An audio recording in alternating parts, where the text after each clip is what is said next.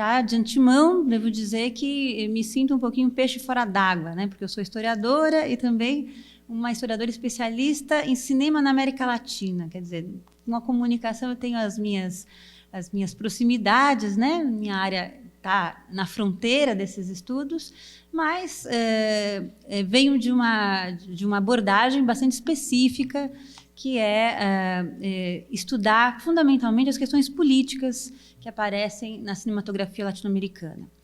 Para essa mesa, eu pensei num recorte que valorizasse justamente filmes cujas temáticas nos permitem pensar a cidadania. Então, minha proposta foi comentar rapidamente 3 obras dos anos 60, uma brasileira, uma boliviana e uma uruguaia, em que esse assunto vem à tona e com muita força. Não só pela temática, que são as temáticas que são apresentadas nessas obras, mas também pela repercussão que essas obras tiveram nas sociedades onde elas foram exibidas. Então, para não me perder um pouco no tempo, eu vou ler, em alguns momentos vou parar e comentar, e ao final da minha exposição, a gente vai ver um trechinho de um desses documentários, o documentário brasileiro, para a gente poder ter até mais elementos para o debate. A questão da cidadania vem sendo tratada com especial ênfase na cinematografia latino-americana desde o final dos anos 40, quando a influência do neorrealismo italiano se fez muito presente entre os cineastas, inspirando um olhar crítico sobre os problemas sociais, o reconhecimento da existência de uma parcela significativa da população excluída em diversos âmbitos, inclusive constitucionais, e a grande desigualdade vigente em todos os países latino-americanos. Na década de 60, o surgimento de um projeto coletivo denominado Nuevo Cine Latino-Americano, foi um movimento amplo aconteceu em diversos países, agregava entre suas bandeiras a função de denunciar as mazelas sociais e promover uma conscientização política do público, com vistas ao convencimento da necessária luta política que pudesse conduzir a uma revolução. Então, anos 60, aquele momento da utopia revolucionária efervescente na América Latina. Ainda que esse projeto do Nuevo Cine tenha congregado cineastas e movimentos nacionais de distinta orientação ideológica, então, entre os cineastas que conformaram esse movimento havia comunistas, socialistas, trotskistas, guevaristas, peronistas, etc., havia preocupação comum em dar voz aos marginalizados, por meio de documentários, cinejornais ou mesmo do cinema de ficção, reivindicando condições econômicas, políticas e sociais igualitárias, a atenção do Estado para as injustiças e o nível de exploração do trabalho que graçava em todos os países latino-americanos. Nesse breve trabalho, essa comunicação, vamos nos ater a alguns filmes já considerados clássicos da cinematografia latino-americana que expressam, de forma privilegiada, debates sobre a cidadania e os direitos humanos, explorando temas como a pobreza, a exclusão social e a negligência do Estado. São eles os documentários Carlos, um documentário uruguaio que tem como subtítulo Cine Retrato de um Caminante em Montevideo, de um cineasta chamado Mário Handler, e que fez esse documentário em 1965. Maioria Absoluta, de um cineasta brasileiro já bem mais conhecido, que fez parte do grupo do Cinema Novo, chamado Leon Hirschman, que fez Maioria Absoluta em 64, um pouquinho antes do golpe militar, e uma ficção boliviana do cineasta Jorge Sanginés, chamada La Sangre del Cóndor, que seria O Sangue do Condor. Os 3 filmes que destacamos devem ser compreendidos no âmbito da difusão dos chamados cinema direto e cinema verdade, no mundo todo nesse período. Cinema direto é um tipo de prática cinematográfica que se populariza nessa época. A ânsia em dar voz ao outro se mesclava, nos anos 60, à expectativa da rápida conscientização do público, o que fazia os realizadores a não abandonarem um recurso próprio do documentarismo clássico, a voice-over. Então, para vocês compreenderem, o cinema direto pretendia que o cineasta ficasse um pouco mais isento, que ele não atuasse tanto na filmagem, no registro daquilo que ele via. Mas, pelo fato de, nessa época, se achar que era muito importante a conscientização política, mesmo com essa pretensão de que o cineasta ficasse um pouco isento, ficasse um pouco de fora, né, ficasse neutro, entre aspas, eles ainda usam um recurso que é a narrativa over, ou seja, aquela voz explicativa que aparece nos documentários, dando ao público informações sobre aquilo que ele está vendo. Então, essa voz tinha a função de explicar, apresentar estatísticas, assegurar a condução da mensagem pretendida e que esta se evidenciasse ao espectador por meio de depoimentos comprovatórios daquela verdade revelada. As obras com tais características foram denominadas por Jean-Claude Bernardet de cinema de modelo sociológico. Então, esses filmes que eu vou falar a respeito para vocês fazem parte dessa chamada onda, né, vertente de cinema sociológico. Essas filmagens trazem o recurso da câmera na mão, que havia se tornado viável apenas recentemente, com o surgimento de equipamentos portáteis, mais leves e sistemas de captação sonora, os gravadores Nagra, que permitiam deslocamentos e filmagens em locações difíceis, quase improváveis, como comunidades indígenas nas Cordilheiras dos Andes, que é o caso de La Sangue del Cóndor, pequenos vilarejos no sertão brasileiro, onde é filmada Maria Absoluta, né, o filme do Leon Risman, ou camuflados lixões na periferia de Montevidéu. Então, muitos desses filmes também são frutos de uma certa evolução técnica, né, que permitia esses deslocamentos, inclusive a captação do som direto, que também era outra novidade no cinema dos anos 60. Bom, eu vou passar a falar, então, um pouquinho de cada um desses filmes, e o primeiro deles é o Carlos. Em 1965, o jovem cineasta Mário Handler acompanhou, com uma câmera na mão, o cotidiano de um morador de rua em Montevidéu por cerca de 10 meses, mostrando, em um documentário bastante lírico, não apenas suas dificuldades diárias para achar comida, encontrar lugar para dormir, se lavar, etc., como suas reflexões pessoais sobre seu país, sua identidade como uruguaio vindo do interior, seus sonhos de futuro. As cenas evidenciam o contraste entre a capital moderna daquele país, Montevidéu, que há poucas décadas atrás ainda era considerada a Suíça da América Latina, a modernidade da capital uruguaia, já com alguns indícios de decadência, já que esse filme acontece em 65, se somam símbolos nacionais consagrados, como o futebol, o mate, retratos presidenciais e monumentos cívicos. Estes são sugestivamente contrapostos à pobreza, à exclusão social e aos gestos de solidariedade captados entre os moradores de rua, ao compartilharem, por exemplo, uma das cenas mais marcantes do filme, os restos de comida obtidos num lixão e recozidos em forma de sopa. Então, um dos pontos altos são os momentos de solidariedade entre os moradores de rua. Carlos, entretanto, esse personagem que é real, né, não é vitimizado na obra. A câmera capta as contradições de seu discurso, que é um longo monólogo sobre diversos assuntos, capta seus vícios, suas declarações sobre a liberdade que encontrava em sua vida errante. O inusitado do documentário é ter como foco um indivíduo comum, quase invisível no cotidiano urbano, que, entretanto, enuncia um discurso onde se valoriza como sujeito, colocando-se como cidadão uruguaio, ainda que estivesse completamente à margem das instituições. A estratégia do realizador, Mário Handler, em mergulhar no universo de um indivíduo de origem popular, evidenciando sua realidade e o modo como o próprio protagonista a interpretava, foi tão marcante na carreira desse cineasta que essa estratégia reaparece em alguns de seus trabalhos posteriores. No documentário A Parte, feito em 2003, por exemplo, Handler convive com um grupo de jovens muito pobres da periferia uruguaia, emprestando sua câmera para que os mesmos registrassem, como quisessem, seu cotidiano, a visão sobre eles próprios, seus códigos de conduta e sua relação com os outros segmentos da sociedade. Esse filme polêmico, em que os jovens não hesitam em mostrar como se diverte, se drogam e como reagem à discriminação de que são alvo, questionando inclusive o documentarista, rendeu a Handler premiações e um candente debate sobre as questões éticas, sociais e políticas que envolvem o cinema dessa natureza.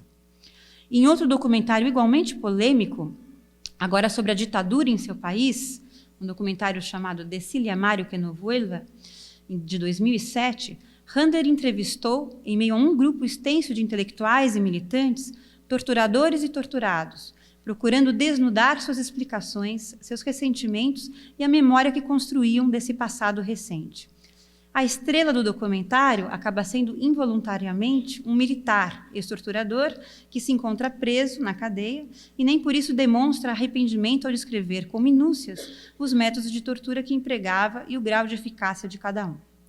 Ainda assim, os dois lados são focados como parte de uma sociedade que pretende virar a página e se refazer política e socialmente. Os limites da tolerância e da liberdade de expressão são colocados em xeque nesse filme, que, ao fim e ao cabo, problematiza as dificuldades que existem no estabelecimento e no exercício da democracia após os traumáticos anos de chumbo.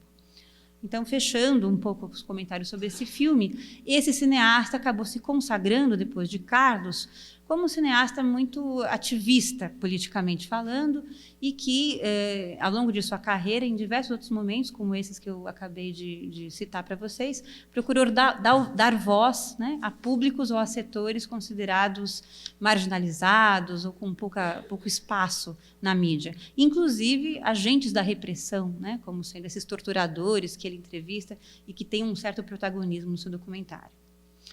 Bom, passamos agora ao filme brasileiro, Maioria Absoluta. Nesse mesmo ano de 1965, quando da estreia de Carlos, era também exibido no Uruguai e premiado como o melhor documentário no Festival de Viña del Mar, no Chile, Maioria Absoluta, do cineasta Leon Hirschman.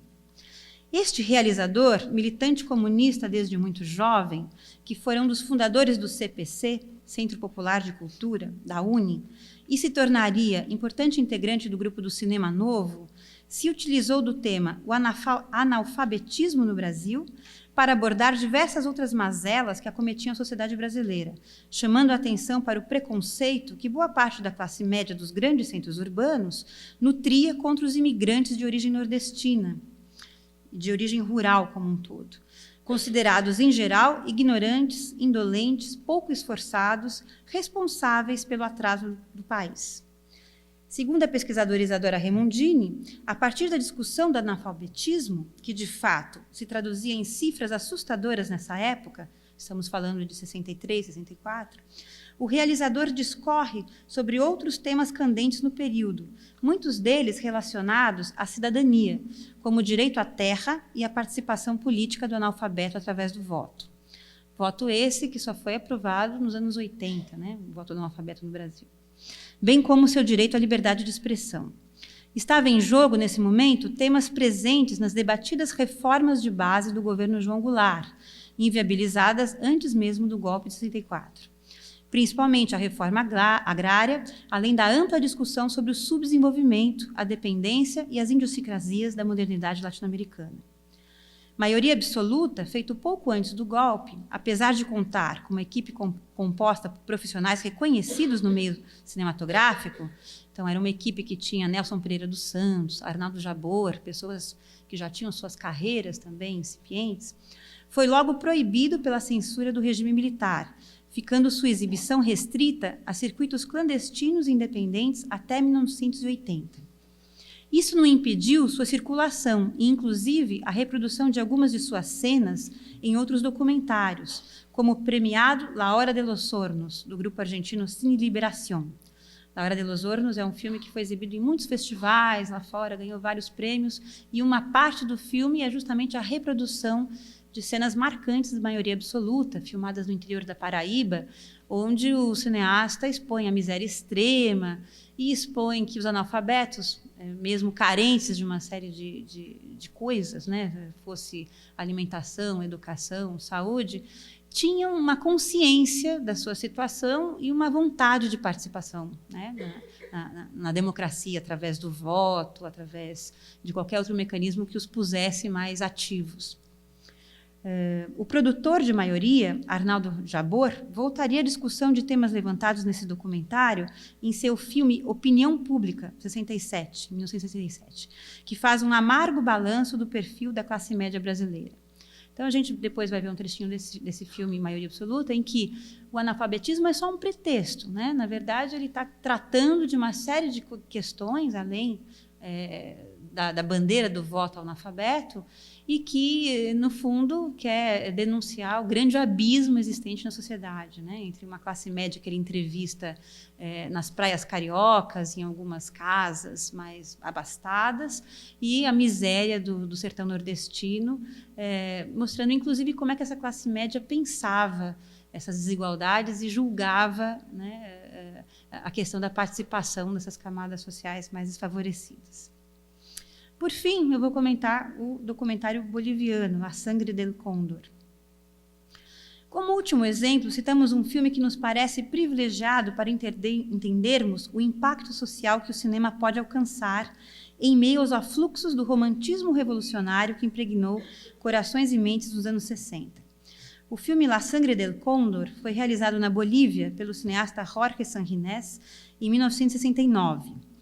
Essa ficção se baseava em fatos reais. A atuação da agência governamental norte-americana, denominada Peace Corps, Corpos da Paz, criada em 1961 no contexto da Guerra Fria. Essa agência, com o aval do governo boliviano, instalou diversos postos em comunidades indígenas. E ela esteve presente aqui, abrindo um parênteses, no Brasil, no Peru e em muitos outros países da América Latina nesse mesmo período. Postos onde voluntários prestavam atendimento educacional e médico, mas faziam também, por exemplo, a esterilização das mulheres, a fim de evitar o aumento da população indígena e pobre. Transmitiam, além disso, valores ideológicos afinados à propaganda do Way American of Life e ao combate ao comunismo, agindo em nome da modernização da América Latina e em prol da superação do subdesenvolvimento. Agora, a questão que esse documentário aborda é justamente essa ação, né, que era feita à revelia das pessoas da comunidade e que defendia uma saída, uma vez que não havia planejamento familiar, para que a pobreza, de alguma forma, fosse contida, né?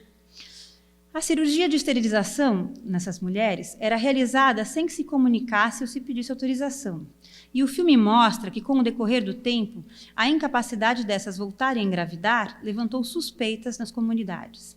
No enredo, quando a comunidade se dá conta do que era realizado pelos médicos norte-americanos, por meio de um indivíduo que espia dentro do posto e levanta a lebre aos demais, a comunidade é tomada de ira e os chefes locais chegam a uma solução radical: empregar a máxima olho por olho, dente por dente, executando nos médicos norte-americanos procedimento equivalente à esterilização, à castração.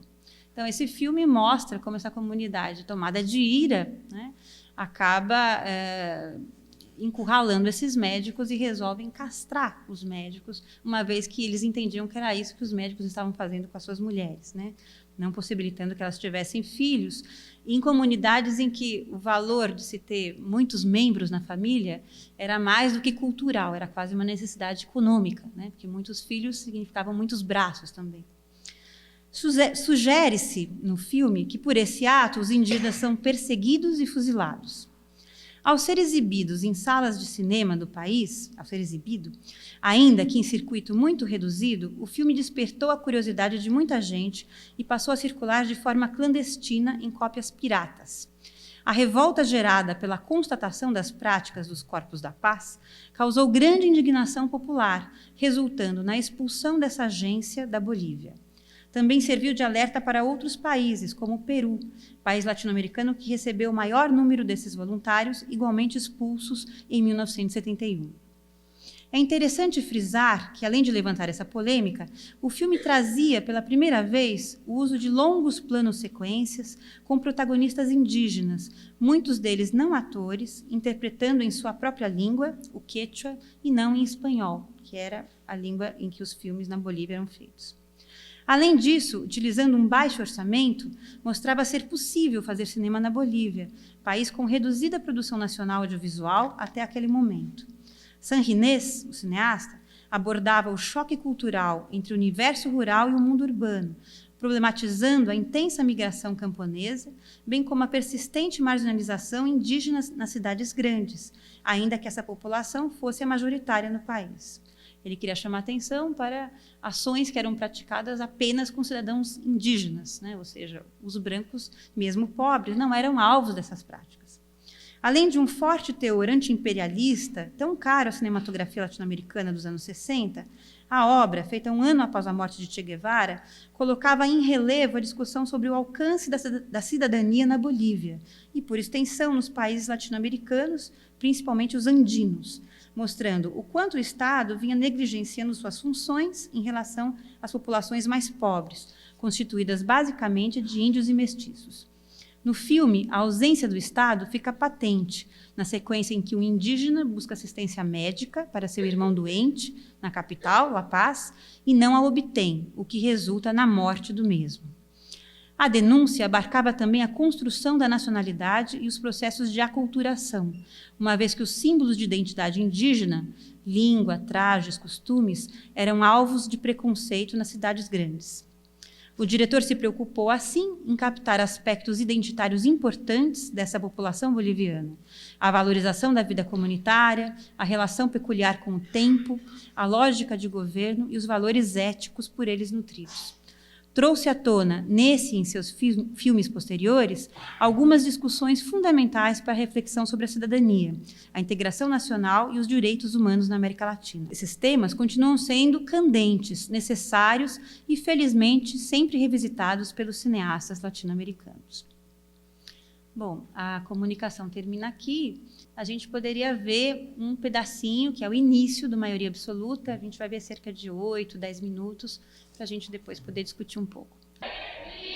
O tema deste filme não é a alfabetização, mas o analfabetismo, que marginaliza 40 milhões de irmãos nossos.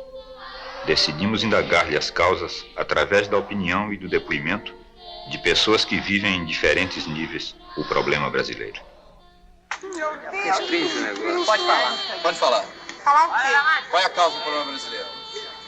Só pra Só tá dando intensidade do som. Pode falar. Não, já tá gravando. Já tá gravando? Qual é a O causa tema do deste problema? filme não é a alfabetização, mas o Não há crise. Não há crise. A grande crise brasileira é uma crise moral. Decidimos indagar-lhe as causas através E da opinião e do depoimento.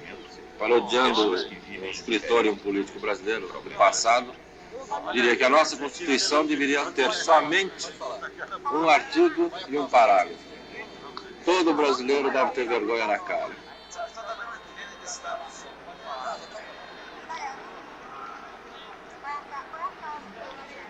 Mas nem todas as pessoas acham que o problema é simplesmente moral. Mas acontece que também é um povo muito indolente, é um povo que às vezes ele não sabe receber quando a pessoa quer dar meios melhores para melhorar. Porque se eles não começarem, de uma certa forma, educando os que vão nascendo, sobretudo alfabetizando e ensinando. Há outras preocupações. Simplesmente alfabetizado, pessoa que sabe simplesmente escrever o nome, Mas nem todas as pessoas esse sujeito não pode votar.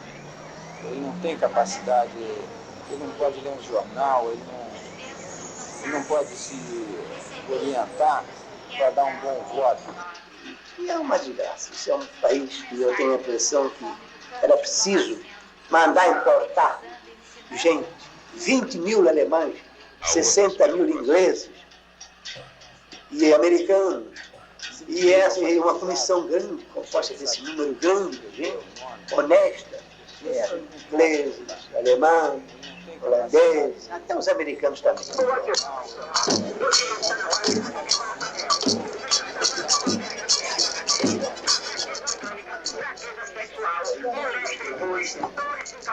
Reumatismo, sífilis, inflamações na vista, dores na cabeça, constipações, dores na cabeça constante. Só é bastante usar a garrafada. Pega um pacote desse. Os problemas são muitos e muitas as opiniões. Contra a sífilis, a dor de barriga e a queda de cabelos, há quem recomende o mesmo remédio, a garrafada. E contra o analfabetismo. As doenças, como os males sociais, têm causas. E é por desconhecê-las que se buscam remédios milagrosos, soluções absurdas. Apenas para escapar à realidade, cujo peso nos oprime. Os problemas são muitos e muitas as contra a sífilis, a dor de barriga. O analfabetismo não existe por acaso. Há quem recomende nos grandes centros urbanos, onde é mais alta a renda e menor o índice das doenças, há menos analfabetos. É nas pequenas cidades e povoados, onde a média de vida é mais baixa, que o analfabetismo alcança percentagens esmagadoras. Será por mera coincidência? Dos 3.500 municípios brasileiros, 2.700 não têm nenhuma espécie de assistência médica. No Nordeste, onde vivem 25 milhões de pessoas, 60% das famílias não comem carne, 80% não comem ovos e 50% não bebem leite. Passemos a palavra aos analfabetos. Eles são a maioria absoluta. Onde a média de vida é mais baixa, que o analfabetismo alcança percentagens esmagadoras. Será por mera coincidência? É de dia e de noite assim. Os 3.500 municípios brasileiros, Faz 11 anos que treino. 2.700 não tem nenhuma espécie de assistência. São dois que ele levou trabalhando nas paracanas, nessa mulher. 25 milhões de pessoas, Cortou, parece que os 60% meus. das famílias não E comem pegou a tremer a cabeça do dedo, que foi passando de um para o outro, passou o corpo todo. Já ficou da descrição. Quando passou para a cabeça, mordia a língua, engolia com comer que ia comendo, era engolir na língua. Aí eu dei um pulgante de aguarda da Alemanha, acanhou mais. Me dá 10, outro me dá 20, outro me dá 100, outro me dá 50. Outro me dá 2.000 reais, outro me dá 10 tons, outro me dá 500 reais. E assim eu vou levando a vida até quando Deus quiser. Minha vida é essa. Não tenho pai, não tenho mãe. Tenho um filho, foi-se embora para São Paulo e me deu desprezo. Há 13 anos dessa parte. De situação é essa. E a minha vida é pedir aos filhos, a cidadão, a major, coronel, a tenente, quem quer que seja. Minha vida é essa. Até quando Jesus me chamar. 8 milhões de crianças como estas não têm escola para aprender a ler. Aqui mora o analfabetismo. Não é nas residências arejadas, não é nos edifícios de cimento e vidro, nas grandes cidades que ele viceja. É nas palhoças de chão úmido, nas casas de taipa, nos barracos de lata. Esta é a sua casa. Sob este teto de palha, neste chão de terra batida, entre estas paredes em ruínas, o analfabetismo se refugia e prolifera. Da penumbra, ele espreita as suas vítimas, como a doença de Chagas, a verminose e a fome. Nas grandes cidades que ele viceja. Só para resumir, no começo tem algumas opiniões acerca do que seria o problema brasileiro. Essa pergunta que o cineasta faz para as pessoas. E alguns dizem, não, é um povo indolente, esse é o problema, né? A raiz está no fato das pessoas não saberem aceitar ajuda, não aproveitam quando a gente dá oportunidade, etc. E uma das narrações que a gente escuta em off, enquanto a gente observa as pessoas saindo lá da Central do Brasil, é que é preciso importar alemães, imigrantes, porque só assim, branqueando, né, civilizando, a gente vai dar um jeito nesse país. E a contraface, né, dessas opiniões se dá a partir do momento que o cineasta diz que vai passar a palavra ao analfabeto.